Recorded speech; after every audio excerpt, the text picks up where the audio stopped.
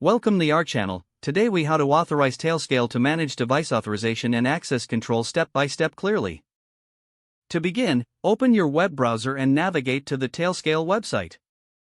Log into your Tailscale account using your credentials. Once logged in, locate the Admin console in the dashboard. Click on the Devices tab in the Admin console. Here, you will see a list of all devices currently connected to your Tailscale network. To manage device authorization, select a device from the list. On the Device Details page, look for the Authorization section. Click the Edit button next to the Authorization settings. You will now see options for managing access control policies. Choose to either authorize or deny access for the selected device. Adjust the permissions based on your requirements. Once you have made your selections, click the Save button to apply the changes. To add new devices, return to the Devices tab.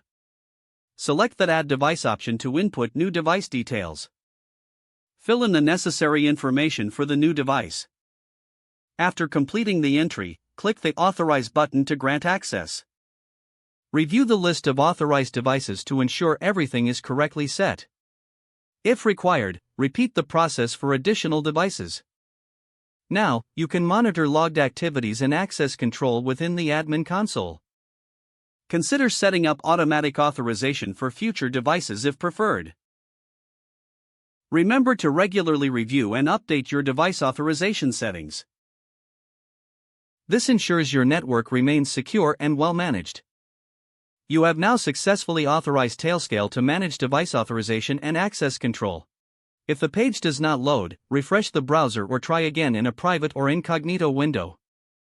Make sure you are using the correct email address, then retype it carefully to avoid small typos. If your password is not accepted, use the reset option and create a new strong password you can remember.